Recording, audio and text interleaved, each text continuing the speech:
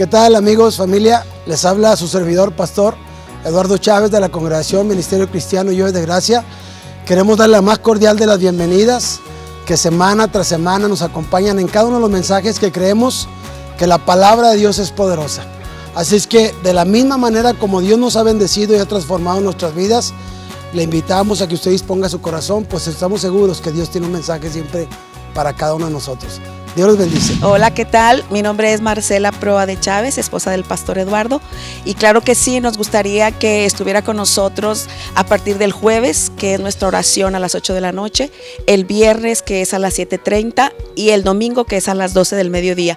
Con todo gusto nos gustaría contar con su compañía. Los esperamos. Quiero pedirle que abra su Biblia en Habacuc capítulo 3, versículo 1. Mientras va ahí, vuelvo a enfatizar, la Biblia dice que tengamos por honra a los que sirven en la casa del Señor. Y entonces yo solamente estoy haciendo algo que está en la palabra, ¿verdad? Honrar a los que honran a Dios. Muy bien, Alejandro Cabral y todo. No quiero que nadie se heride susceptibilidad, porque yo sé que gracias a Dios y a ustedes los que sirven, esta obra es posible. Amén. Somos todo un equipo, somos una familia. Estamos ahí en Habacuc capítulo 3. Mire, ¿quieres saber dónde está Habacuc capítulo 3? Para que lo encuentres fácil, está entre Génesis y Apocalipsis. Casi al final del antiguo pacto. Hija, Dios les bendice. Ya les saludé, mija, pero sean bienvenidas, Espero en Dios no sea la primera ni la última que nos visiten. ¿Está bien? Sean bienvenidas. ¿Quién más viene por primera vez? ¿Nadie más? ¿No? Muy bien, sean muy bienvenidas, hijas. Estamos ahí. Mire, antes de leer esta porción, quiero decirle que tengo la convicción, mi esposa y yo tenemos la convicción, y yo sé que algunos de ustedes también tienen esta convicción que les voy a decir. Y si no, yo hoy ruego en el nombre de Jesucristo que Dios abra su entendimiento y venga una revelación a su vida de lo que Dios quiere hacer, de lo que Dios ha hecho, está haciendo y hará. Toda esta situación que está pasando a nivel mundial, la pandemia, etcétera, etcétera, lejos de provocar en nosotros incertidumbre, lejos de provocar desánimo, lejos de provocar incredulidad o que su fe mengue, no, lejos de todo eso, Dios está haciendo cosas gloriosas. ¿Cuánto dicen amén? Mire, a veces perdónme la expresión, lo digo por mí. Ya ve que los caballos tienen aquí algo a las orillas, ¿verdad? La finalidad de eso es para que el caballo no se asuste y nada más vea hacia adelante. Y espiritualmente a veces estamos como los caballos. Lo digo por mí. Porque no vemos más allá de lo que Dios está haciendo y quiere hacer. Entonces Dios quiere ampliar nuestra visión, es decir, su cosmovisión, lo que Dios está viendo en términos generales, que quiere hacer con sus hijos, con su iglesia, con su pueblo. ¿Cuántos hijos de Dios hay aquí en esta noche? Levante la mano. Yo quiero decirle algo, Dios quiere hacer algo glorioso con su vida, con su familia. ¿Cuántos dicen amén? Ahora que fuimos allá a Acuña, Dios me permitió precisamente ampliar mi visión. Y Dios me permitió ver lo que está haciendo, no solamente en Acuña, sino lo que está haciendo en el estado y lo que va a hacer con nuestro país, lo que va a hacer con nuestra ciudad. Y vino esta porción de la escritura a mi corazón. Y yo quiero pedirle antes que la leamos, ore conmigo, por favor. ¿Está bien? Ore conmigo. Padre, te bendecimos en el nombre de Jesucristo. Te damos muchas gracias, Padre, con todo nuestro corazón, porque nos permite estar aquí en tu presencia, Padre, en la congregación de los santos, Señor. Estamos aquí, Padre, los que hemos sido redimidos por tu sangre, mi Rey precioso, por tu gracia. Yo suplico de todo mi corazón que la presencia de tu Espíritu Santo, la luz de tu palabra sea alumbrando nuestro entendimiento y el fuego de tu Espíritu, Señor, sea ardiendo en nuestros corazones a la exposición de tu palabra, Señor. Yo ruego con todo mi corazón, Padre, que tú abras los ojos y los oídos de nuestro entendimiento para que nos permitas ver lo que tú quieres hacer y estás haciendo en este tiempo, Padre. Cosas gloriosas para gloria de tu nombre. Y nosotros somos parte de ese mover en este tiempo específico, Padre. En el nombre de Jesucristo ruego por tu gracia, esa gracia que me capacita para que a través de la exposición de tu palabra sea el fuego de tu Espíritu, la unción de tu Espíritu, Señor, hablando y ardiendo en cada corazón que aquí está. Te lo rogamos, Padre, en el nombre precioso y poderoso de Jesucristo tu Hijo. Amén. Amén. Vamos a leer esta porción. Voy a estar compartiendo hoy y el domingo. El tema es avivando el fuego de Dios. Aviva el fuego de Dios. Y yo quiero leer esta porción que dice oración del profeta Habacuc, que debe ser una oración de los pastores y el pueblo de Dios en este tiempo. En un tiempo de dificultad, de adversidad, usted puede leer esa porción. Habacuc hace esta oración, versículo 2. Oh eterno, Yuhei Bajei, eterno Dios, Yahweh de los ejércitos, he oído tu palabra y temí.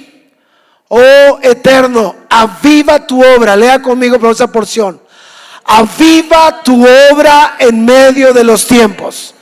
En medio de los tiempos, hazla conocer. En la ira, acuérdate de la misericordia. Yo he clamado al Señor con todo mi corazón en este tiempo, donde yo sé que Dios estará manifestando su poder y su gloria. Hay una situación de un comportamiento, digámoslo raro, aunque hay una raíz del porqué de la actitud de la gente, de lo cual hoy quiero hablar. Me llama mucho la atención de cómo gente que tiene años en el evangelio, años, no todos, muchos, están, como diría un misionero uruguayo, como patas de pingüino, ¿verdad? Bien fríos. Están en la iglesia, pero no están avivados. Están en la iglesia, pero no están apasionados. Están en la iglesia, pero no tienen amor por Cristo.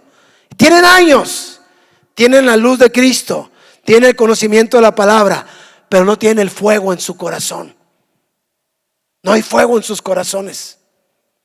La Biblia nos habla, como vamos a hablar del fuego de Dios, y esa es la oración, es el clamor en este tiempo. Por un lado, muchas personas enfriándose. Muchos de ellos ya se apartaron. Ya no están congregándose. A partir de la pandemia jamás volvieron a congregarse, nunca. Son personas que están en sus casitas, y no lo digo con todo respeto a los que están en casa, porque no todas las personas están en casa bajo esa situación, pero que el Espíritu Santo hable sus corazones. Son personas que están en casa y se quedaron estacionados, resentidos, enojados con Dios, confundidos, asustados, temerosos. No volvieron a encenderse en su pasión por Jesucristo. Y el propósito de esa enseñanza hoy y el domingo, y posiblemente el próximo viernes, hemos estado hablando del servicio, pero hay una relación, es aviva el fuego de Dios. ¿Cuántos quieren que el fuego de Dios se avive en sus corazones, se encienda en sus corazones? Tal vez usted ni ánimo tiene para ese clamor, para esa oración, pero yo sé que el Señor en el transcurso de esta enseñanza iremos nosotros avivando por medio del fuego de Dios y por medio de su Espíritu en nuestros corazones. ¿Cuántos quieren esto, familia? ¿Verdad? ¿Cuántos quieren experimentar algo diferente en este tiempo? No se conforme con ser un simple creyente. No se conforme con decir yo creo en Dios, soy buena persona. No se conforme con asistir a una congregación como estas. No se conforme con tener la luz, que eso es relevante y es de suma importancia.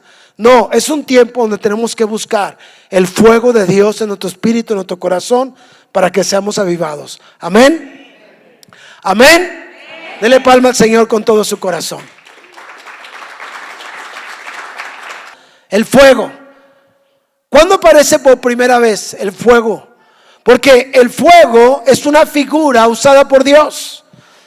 Podemos ver en el libro de Éxodo cuando por primera vez el pueblo de Dios, después de haber entrado libres bajo la nación de Egipto, sabemos que Egipto representa o tipifica al mundo. Sabemos que ellos estaban bajo la opresión de Faraón, que tipifica a Satanás. Sabemos que ellos estaban bajo aflicción por la carga pesada que implica estar en el mundo bajo la opresión del maligno, sin la libertad de Dios, sin el amor de Dios manifestado. Entraron libres, 76, los descendientes de Jacob, Israel, pero terminaron cautivos por 400 años bajo esa nación, 400 años. Y dice en el libro de Éxodo, no vamos a ir ahí porque es un tema largo, que estando ellos ahí, en medio de una aflicción, en medio de una tristeza y dolor, ellos clamaron a Dios. ¿Cuántos clamamos a Dios bajo esa circunstancia? Cuando nos sentíamos tristes, solos, o tal vez ese es tu caso, sin propósito, sin sentido, asqueado de la vida, no entiendes por qué vives, para qué vives, ya probaste de todo, ya Egipto te ofreció todas las cosas, ya hubo muchas deidades como en Egipto, y sigues desesperado y en tu corazón triste. Fue bajo ese contexto de clamor, basado en la palabra que dice que Dios escucha a un corazón contrito y humillado, a una oración que nace del corazón. No es una simple oración. Anoche estuvimos desarrollando la oración. Motivo de oración fue en la oración modelo que fue el Padre Nuestro. 1 hora y no terminamos y la simplificamos. No es simplemente decir Padre Nuestro que estás en los cielos, santificado sea tu nombre. No es una oración por costumbre o por hábito, porque ahí no está el fuego de Dios. Diga conmigo, ahí no está el fuego de Dios. Usted puede hacerse una persona metodista, no estoy hablando denominacional, sino que usted dice, ya oré 5 minutos por ser metódico, ya oré 5 minutos, todos los días hago lo mismo, leo el mismo salmo, leo la misma porción y hago esto, y hasta de repente como que me sale y me persino. Escúcheme, aunque no está mal porque está leyendo con la palabra, ahí no está el fuego. Diga conmigo, ahí no está el fuego. Nuestra oración debe ser como este profeta y como muchos hombres de Dios, que está ligada al corazón.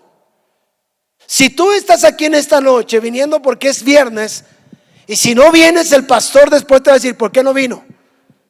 Si usted está aquí intelectualmente y metódicamente, quiero decirle, no se encontrará con el fuego de Dios y difícilmente su vida experimentará un cambio. Estos son tiempos donde tenemos que alinearnos, no porque Dios no nos escuche, no porque Dios no nos ame, sino porque es reconocer nuestra necesidad ardiente de la presencia de Dios. ¿Cuántos dicen amén? Después de este clamor del pueblo y esa actitud del corazón de este pueblo de Israel, está implícita las respuestas en todas las oraciones de los profetas y los siervos de Dios. Estaba el corazón ahí. El pueblo dijo, Señor, ten misericordia de nosotros. Ellos clamaron con todo su corazón por la aflicción, la vergüenza, el oprobio que ellos estaban experimentando como nación bajo la cautividad de Faraón, que es Satanás, y Egipto, que es el mundo. La manifestación o la respuesta de Dios fue que levantó un hombre llamado Moisés. ¿Cuántos se acuerdan dónde se manifestó Dios con Moisés? ¿Dónde se manifestó? ¿Qué hacía esa zarza? Ardía. ¿Qué había en esa zarza? ¿Qué había ahí? Dígalo fuerte, ¿qué había ahí? La presencia de Dios. ¿Cómo se manifiesta la presencia de Dios? Con fuego. La zarza ardía, pero no se consumía. No fue Moisés quien buscó a Dios, como Cristo no fuimos nosotros los que buscamos a Dios, fue Cristo quien nos buscó. Si tú no te convences que estás aquí porque fue Dios quien te amó primero, y Él quiere derramar su espíritu, que es la figura del fuego de Dios, la presencia de Dios, tú no podrás tener un encuentro genuino y verdadero con Cristo. En este tiempo seguirás siendo un religioso que tiene la luz, pero no tienes el fuego. ¿Cuántos quieren el fuego de Dios? Jonathan Edwards, uno de los hombres que Dios utilizó para avivar Estados Unidos en los años 1700, él detectó un problema en la iglesia en sus tiempos. Dijo, el pueblo está lleno de luz, que es la palabra de Dios. Tiene intelectualmente mucho conocimiento, muchos sermones han escuchado. Dijo, pero están vacíos del fuego de Dios. Y para que venga un avivamiento sobre Estados Unidos, se levantó Jonathan Edwards, un hombre lleno del fuego de Dios, de la presencia de Dios, de la pasión de Dios, del amor de Dios que lo consumía. Entonces él dijo, la iglesia necesita el fuego en sus corazones.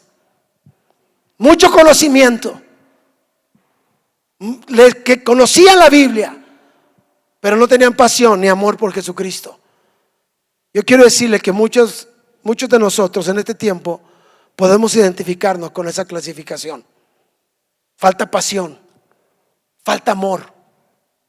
Realmente Dios va a actuar y va a obrar en las personas que sean despertadas por el fuego de Dios con un corazón y actitud diferente, que desean encontrarse con Él, que lo buscan con todo su corazón, que salen de entre las multitudes y dicen: yo no me conformo con ser un cristiano denominacional o un creyente grupal.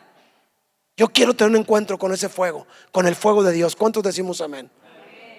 Por primera vez el fuego de Dios se manifiesta a Moisés en una zarza ardiendo. Pero escúcheme, pero dice que Moisés le llamó la atención que dijo que esa zarza no se consumía. Diga conmigo: fuego consumidor, fuego purificador. En la Biblia encontramos dos clases de fuego: el fuego purificador y el fuego consumidor. ¿Qué es lo que estaba haciendo Dios al manifestarse por medio del fuego con Moisés? Dice la palabra de Dios que le dijo Dios a Moisés: Moisés, quítate las sandalias de tus pies, porque el lugar donde estás es un lugar santo. Y lo primero que hace Moisés ante ese fuego purificador es que Moisés se postra en la presencia de Dios, porque había una convicción a su corazón de quién estaba delante de él. La segunda ocasión que Dios se manifiesta más a usted puede ver en el libro de los Reyes, cuando está ahí Elías, que el pueblo de Dios se vuelve a la idolatría. Perdón, antes de ir ahí quiero mencionar cómo Moisés, en ese encuentro con el fuego y en esos tiempos de cansancio, y cuando Dios se le reveló, él subía al monte. ¿Qué había en el monte? Fuego de Dios. Ardía, pero no consumía a Moisés, lo purificaba. Tanto así que cuando Moisés bajaba del monte, su rostro resplandecía. El pueblo no podía verlo, porque el fuego de Dios consumía y santificaba y purificaba el corazón de Moisés, la persona de Moisés. Cuando el pueblo de Israel, en su obstinación y constantemente tenían inclinación a la idolatría. Recuerdo, usted le he dicho muchas veces, idolatría no solamente son imágenes, para que no se confunda. Es mi obligación decirle como pastor todo el contexto de la palabra de Dios para que entendamos las figuras que Dios utiliza. Idolatría es todo aquello que ocupa el primer lugar en su corazón. Si el primer lugar en su corazón es su trabajo, su Dios es su trabajo.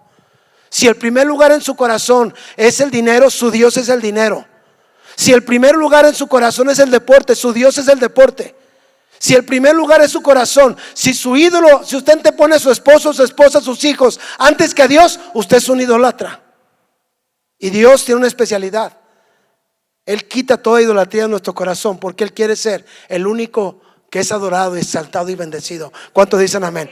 Exalte el nombre de Dios y dele adoración y alabanza. Idolatría, hermanos, es todo aquello que ocupa el primer lugar que Dios. De manera que Moisés, cuando subía a la presencia de Dios, nuevamente se encontraba con ese fuego consumidor. Diga conmigo: fuego consumidor, fuego purificador. Necesitamos entender, porque estamos pidiéndole a Dios: Señor, aviva el fuego. La Biblia nos habla de fuego consumidor, fuego purificador. El fuego purificador en la presencia de Dios es el que hacía resplandecer la vida de Moisés y manifestaba ese fuego purificador hacia el pueblo de Dios. Pero después vemos a un Elías donde el pueblo se va en pos de idolatría, caen bajo cautividad. Y entonces Elías, en la unción del Espíritu Santo, dice: bueno, determinen de una vez por todas quién es Dios. Ellos adoraban a un Dios, al Dios Baal, donde ese Dios pedía sacrificios humanos, como todas las deidades en todas las culturas del mundo. Usted puede ver que todas las culturas, todas las deidades en el mundo, los chinos, los indios, todas las deidades piden sacrificios, piden sangre. Pero ese Dios Baal le ofrecían doncellas y niños. Usted va a la historia universal y usted puede encontrar ahí ese contexto histórico de lo cual habla la Biblia. Increíble. Pero Elías, como profeta de Dios, se levanta en la autoridad de Dios y les dice: a ver, definan y determinen en su corazón. No pueden estar claudicando. O Jehová es Dios, Yud-Kei-Vah-Kei, Él es Dios, creador de todas las cosas, o Baal es Dios. Pero hoy ustedes tienen que determinar en su corazón a quién van a adorar.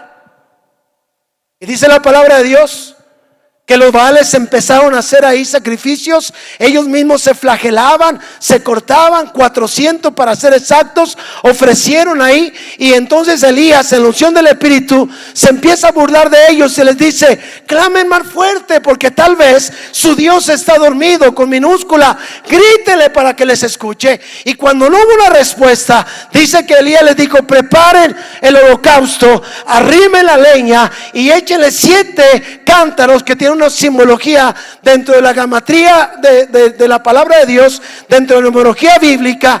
Tiene un significado. Hicieron ahí el holocausto, y entonces Elías levantó su mano delante de Dios y dijo: Dios, Dios de los cielos y la tierra, que tú determina hoy y manifiéstate para que sepa este pueblo que tú eres el único Dios verdadero. ¿Qué descendió, hermanos? ¿Qué hizo el fuego?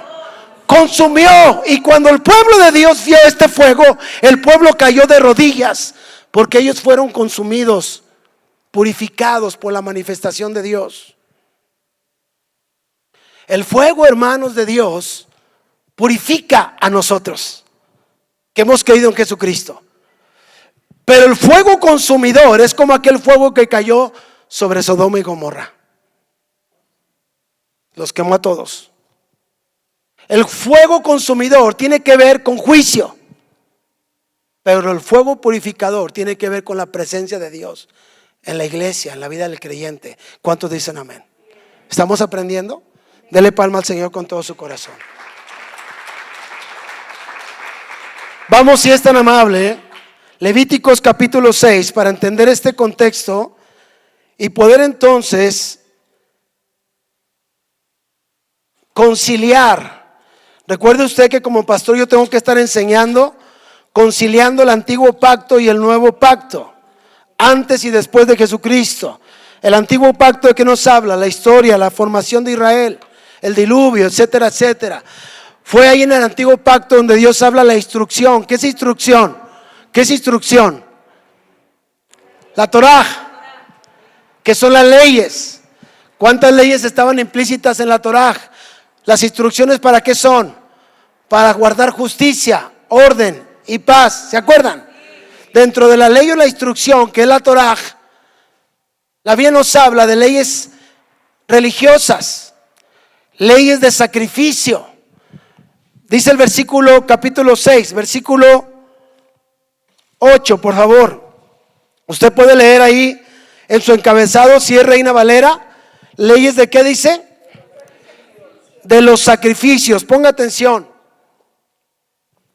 Ponga mucha atención. Le pido de favor que le pida al Espíritu Santo que traiga no solamente luz, sino que el fuego de la palabra sea consumiendo y hablando su espíritu. ¿Cuántos dicen amén?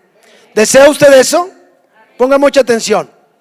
Dice la palabra de Dios que Dios dijo a través de Moisés acerca de los sacrificios que habrían de ofrecerse por la expiación de pecados. Dice el versículo 9: manda a Aarón. ¿Quién era Aarón? El sumo sacerdote, y sus hijos. Dile, esta es la ley del holocausto. ¿Qué dice ahí? ¿La qué? La ley, la instrucción. Dentro de la ley, acuérdese que están las instrucciones religiosas. De manera que permítame decirlo de esta manera: manda esta instrucción, la Torah del holocausto. El holocausto estará sobre qué? ¿Sobre qué, hermanos?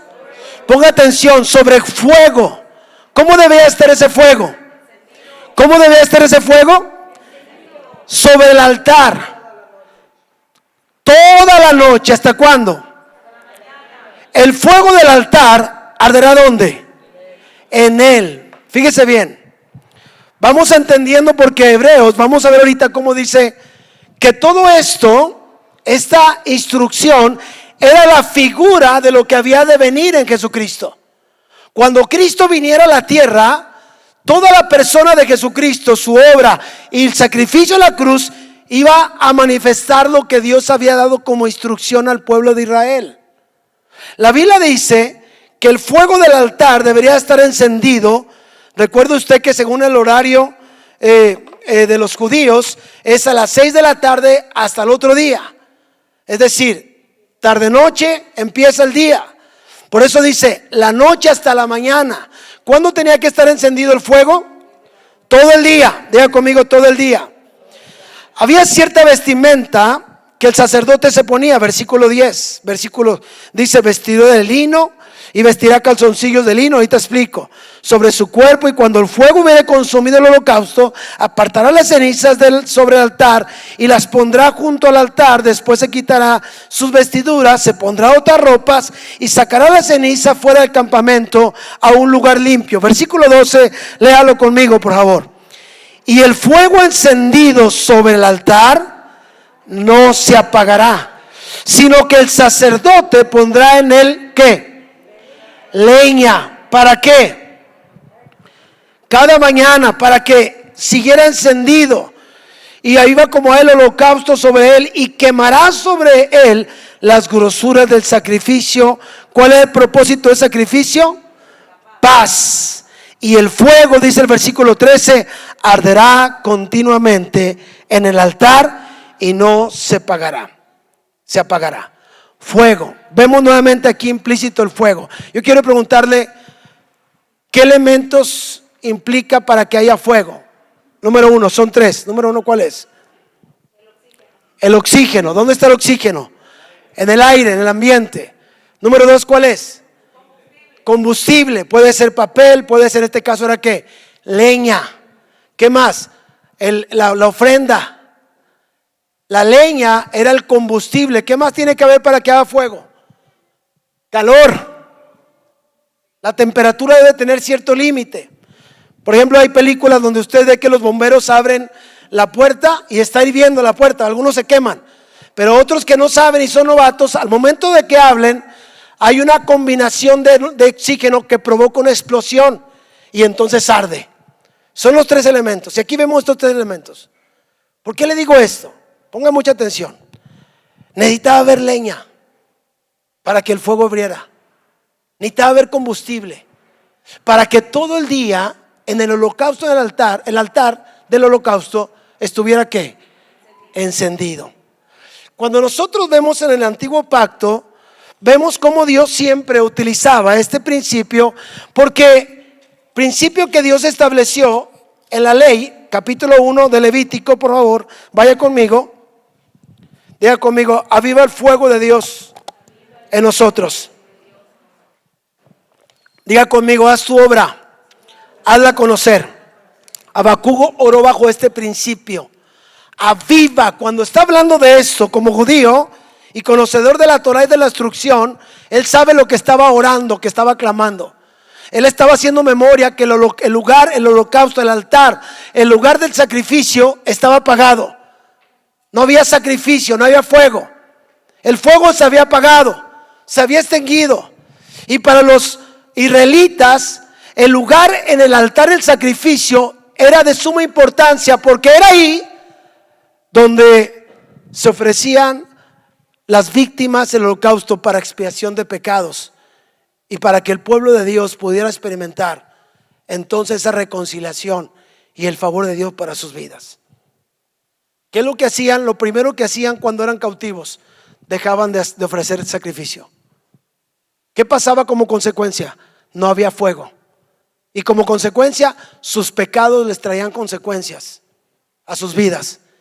Y llegaban a ser cautivos, esclavos, en oprobio y sin el gozo y sin la presencia de Dios. Usted escuchó ese canto que dice en inglés dice: in the river of Babylon, in the river of Babylon. Es un canto de lloro, porque estaban bajo de lamento. Estaban bajo la cautividad de los persas. Se habían dividido los imperios. Y ellos lloraban diciendo: ¿cómo quieren que cantemos si estamos en oprobio? Estamos en vergüenza. El tabernáculo fue destruido. no hay holocausto, no hay fuego, no hay sacrificio, no hay expiación de pecados, y nosotros estamos experimentando las consecuencias por la dureza de nuestro corazón, porque nos olvidamos de la instrucción de Dios. Amado hermano, ¿cómo conciliar y por qué orar para que Dios avive su fuego, su obra en medio de estos tiempos? El holocausto implicaba quemar totalmente, consumir los corderos que están en Levíticos capítulo 1, el sacrificio, que eran animales, ganado, tórtola, según las posibilidades de cada uno de los israelitas, del pueblo de Dios. Cada uno como familia llegaba y ofrecía según el pecado. ¿Para qué? Dice Levíticos capítulo 1, versículo 1, por favor. Vamos a leerlo del 1 al 5, por favor. Llamó luego Dios a Moisés, dice, y habló con él desde ¿dónde? El tabernáculo de Dios era donde se ofrecían los sacrificios. Por cierto, quiero compartirlo ya, porque va ligado a esto. Era el lugar santo, donde estaba el pan de expiación, estaba ahí, etcétera, etcétera. Y luego el lugar santísimo, lo voy a explicar después. En el lugar santo era donde se ofrecían los sacrificios. Ahí estaba el holocausto, ahí estaba el altar. Ahí era donde se ofrecían las ofrendas en olor grato a Dios. Se ofrecían para que ese olor grato llegara a Dios y el pueblo fuera perdonado. Por eso dice aquí la palabra de Dios que ese tabernáculo, que ahora somos nosotros, ahora después de Cristo, le voy a explicar eso. Dice, lo llamó Dios a Moisés. Dice lo siguiente, versículo 2. Versículo 2.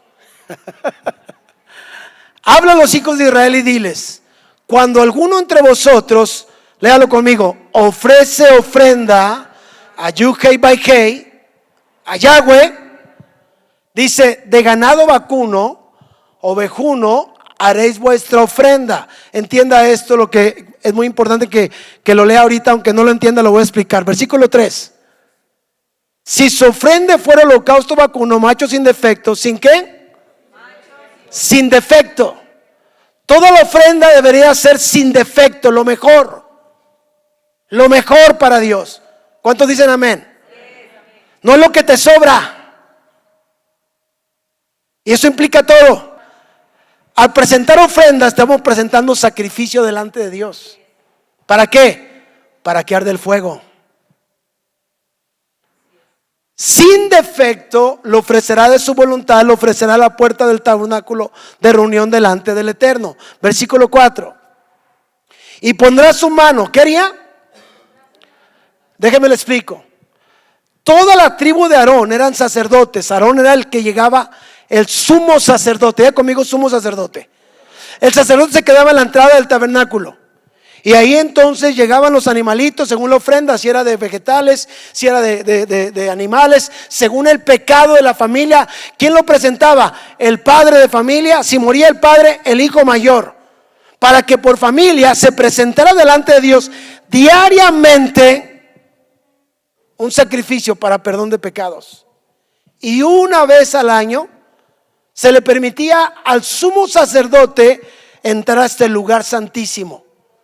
Y ahí en el lugar santísimo, ¿qué cree que descendía? El fuego de Dios. Si el sumo sacerdote estaba en pecado, entonces ahí era consumido. Y caía. Daba el campanazo. Traía una campana aquí en su vestidura. Y no pueden entrar los demás sacerdotes que ofrecían el sacrificio. Y entonces cuando daba el campanazo, le amarraban un pie y lo sacaban muerto al sumo sacerdote, porque no había habido derramamiento de sangre y no estaba santificado. ¿Cuánto le dan gracias a Dios que no estamos en ese tiempo? Si no, qué mortandad habría ahorita aquí, santo Dios, ¿verdad? Dele palma al Señor con todo su corazón. Entonces, ¿qué hacían, mis hermanos? La sangre de ese animalito era vertida alrededor del altar. Y cuando la gente escucha esto, dice, me acuerdo que una vez un ingeniero en su razonamiento, porque el razonamiento humano sin el conocimiento de Dios, sin la revelación de Dios, la gente se vuelve loca. Y me decía a mí este ingeniero, a ver, ¿cómo puedes tú decirme que yo creo en un Dios sanguinario?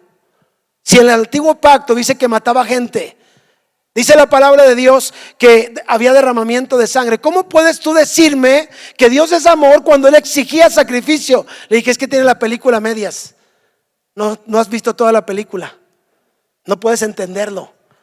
La Biblia dice que cuando, híjole, esto me llegó bien tremendo. Estaba escuchando a un rabino judío hablar de cuando vino las plagas sobre Israel y hubo tanta mortandad.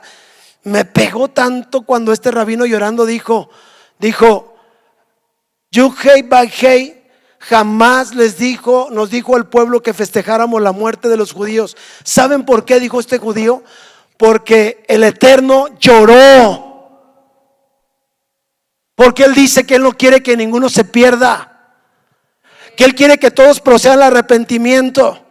Y nunca Dios festejó esa mortandad entre los egipcios. Los israelitas no festejamos eso.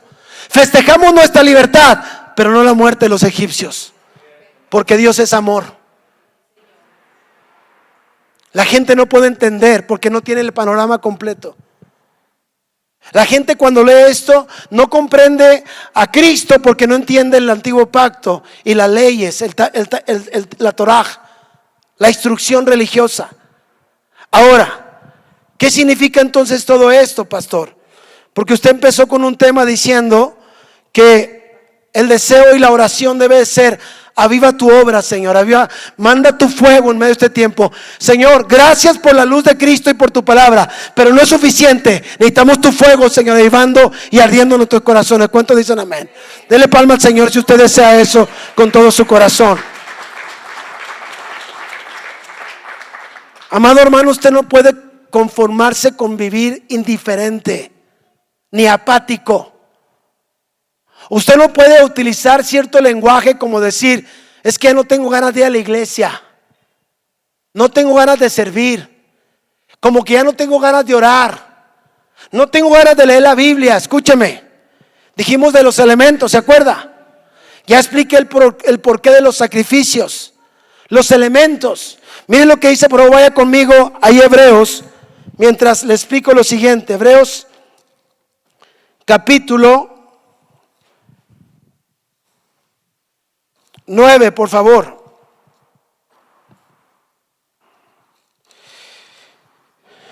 Déjeme le comento lo siguiente. El holocausto, el propósito del holocausto era quemar totalmente y consumir la ofrenda. Consumir la carne, diga conmigo, consumir la carne.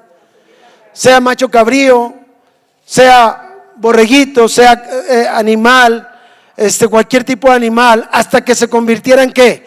En cenizas. ¿Qué es lo que hacía el fuego? El fuego purificaba. ¿Por qué purificaba, pastor? Porque ahí estaban representados los pecados de Israel. Y por eso, por medio de esa expiación que pagaba un animalito por los pecados del pueblo de Dios, porque de lo contrario Dios tendría que extinguir a su pueblo, porque el pecado Dios no lo soporta. Dios no tiene ninguna relación la santidad con la maldad, la luz con las tinieblas, ninguna. Donde hay maldad no puede habitar Dios. Tú no puedes decir que Dios no te ama y que Dios no está contigo si tú vives en desobediencia a Dios. No puedes. Por más que tú quieras, no puedes, hasta que tu carne sea consumida. ¿Dónde? En el altar. ¿Cómo? En sacrificio. ¿Delante de quién? De Dios. Para que entonces tu vida suba delante de Dios como un olor grato por medio de Jesucristo. ¿Estamos ligando esto? Diga conmigo: aviva el fuego de Dios, Señor, en este tiempo. La carne de este animal tenía que ser totalmente consumida. Y para eso el fuego del altar nunca se tenía que apagar. Diga conmigo: el fuego nunca se tiene que apagar. ¿Cuándo tenía que estar encendido? Todos los días. ¿Cuándo? Día y noche.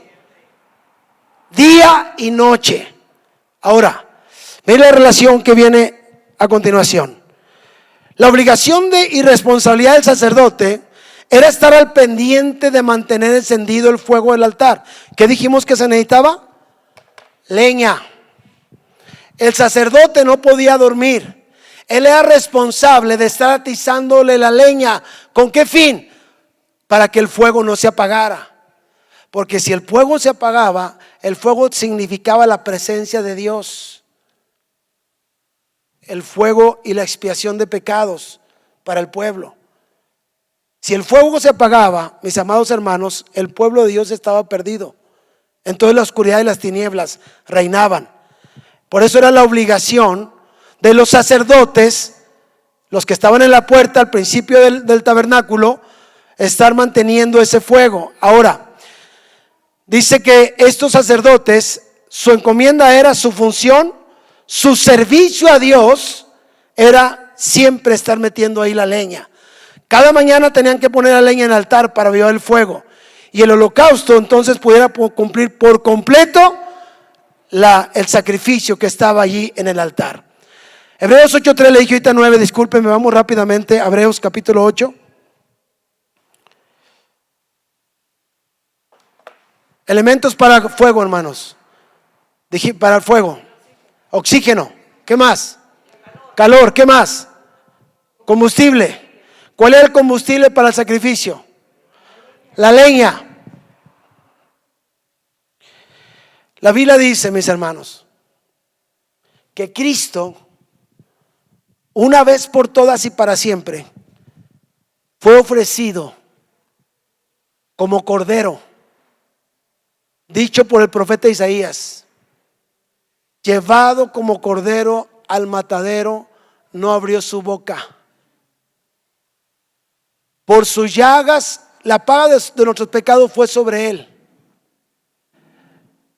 Toda la sangre de Jesucristo fue derramada en la cruz del Calvario y vertida alrededor del altar. Ahí estaba la leña, que es el madero. Ahí estaba el cordero, que es Jesucristo. Ahí estaba siendo ofrecido un sacrificio por los pecados tuyos y míos y de toda la humanidad, de una vez y para siempre. ¿Sabe qué? El fuego de Dios se encendió cuando el fuego del Espíritu descendió sobre sus discípulos en el libro de los Hechos, en Pentecostés.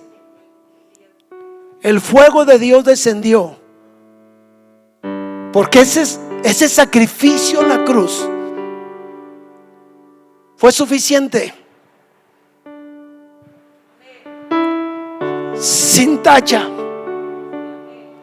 sin pecado, perfecto, sin maldad. Dios se hizo hombre, se humilló hasta lo sumo y fue a la cruz, a la muerte, voluntariamente, para expiación de nuestros pecados. Y una vez que Dios lo resucita entre los muertos, va hasta el lugar santísimo, pues el templo en los tiempos de Jesucristo, el velo se rasgó, nos dio acceso al lugar santísimo, a donde entraba el sumo sacerdote. Nosotros ahora podemos entrar a la misma presencia de Dios, porque el sacrificio de Jesucristo nos ha reconciliado y nos ha abierto las puertas a esa bendita presencia. Cuando nosotros tuvimos un encuentro con Jesucristo verdadero y real, nuestra carne en ese sacrificio fue quemada, reducida a cenizas. Ese fuego de Dios trajo a nuestro corazón convicción de pecado, arrepentimiento verdadero y genuino. Tuvimos por primera vez la convicción por medio del Espíritu Santo, que representa el fuego de Dios, de nuestra condición. ¿Y sabe qué? No nos queda y no nos queda otra cosa más que humillarnos delante de Dios, ante el fuego de Dios. Hebreos 8 dice lo siguiente: ahora bien, el punto principal de lo que venimos diciendo es que tenemos tal que, ¿quién es ese sumo sacerdote? Jesucristo, el cual se sentó a la diestra del trono de la majestad de los cielos, ministros del santuario y de aquel verdadero tabernáculo que levantó el Señor y no el hombre, refiriéndose a que aquel tabernáculo que fue levantado por Moisés, ahora levantado en Cristo y ahora levantado en nosotros por medio de un sacrificio. Versículo 3: porque todo sumo sacerdote está constituido para presentar ofrenda y sacrificio. ¿Qué hacía el sacerdote? Degollaba el animalito, expiaba la sangre y ofrecía en el altar el holocausto por sacrificio de los pecados. Este sacerdote nuestro, sumo sacerdote, tuvo que ofrecer sacrificio. ¿Cuál? Su propia vida. Tuvo que ofrecer algo. Así que si estuviese sobre la tierra, vamos a leer el 5, los cuales sirven a lo que ahora es figura y sombra de las cosas celestiales, como se le advirtió a Moisés cuando iba a erigir el tabernáculo, diciendo: mira, haz todas estas cosas conforme a qué. Póngame atención. El tabernáculo es una réplica igualita de lo que Moisés en ese monte vio en el cielo. Vio al Cordero de Dios sentado en el trono de Dios. Vio el lugar santo y el lugar santísimo. Vio a todos los querubines y arcángeles adorando y exaltando su nombre. Vio el fuego y la gloria de Dios en el trono celestial. No le dijo: haz estas medidas, simplemente se lo mostró. ¿Dónde? En su presencia. ¿Qué había ahí? Fuego de Dios. En el fuego de Dios viene la revelación, no abajo del monte. Porque el pueblo decía: Moisés, sube tú, nosotros no queremos pagar el precio, sube tú, ve tú a buscar a Dios, y que entonces Dios te dé la instrucción y luego bajas y nos dices qué dijo. Amados hermanos, escúcheme por favor. Todo lo que leímos en Levítico es la figura de Jesucristo, lo que había de venir. Jesucristo fue puesto en el altar. ¿Qué es el altar, pastor? Tu corazón y mi corazón. ¿Qué es el sacrificio, pastor? Un corazón contrito y humillado. ¿Y cuál es el fuego y el combustible, pastor? Hubo alguien que ofreció el combustible, el leño, que es el madero. Y ese sacrificio por ese fuego, ahora por su Espíritu Santo, una vez y para siempre está en nosotros. Pero ¿sabe qué, hermanos? En muchos de ustedes ese fuego está apagado, no está ardiendo. ¿Por qué, pastor? Tuviste un encuentro con Cristo, pero no estás avivando ese fuego. Tienes la luz, pero no tienes el fuego en tu corazón. No hay pasión, no hay amor, no hay gratitud. Y sabes que Dios no puede manifestar su fuego en personas. Usted lee en la Biblia a la iglesia de Éfeso que le dijo: tú has trabajado mucho, haces muchas cosas pensando que son buenas, has probado los apóstoles y has visto que los que son falsos, pero tengo contra ti que mi fuego se ha apagado en ti. No me amas como antes, no tienes la pasión por mí como antes. Tienes tiempo caminando conmigo, pero te olvidaste de mí. No ofreces diariamente ese sacrificio en el altar de tu corazón. No me buscas, no buscas mi presencia, no oras, no te llenas de mi palabra, no invocas el nombre de Jesucristo, no te congregas, no sirves. Por eso el fuego se está apagando, por eso el fuego está apagado en ti. Por eso no hay gozo, por eso no hay paz, por eso no manifiestas amor, por eso no tienes pasión por Cristo, por eso no quieres servir. Por eso se te dificulta y tu carne te gobierna, porque la carne no ha sido consumida. ¿Dónde? En el altar del sacrificio.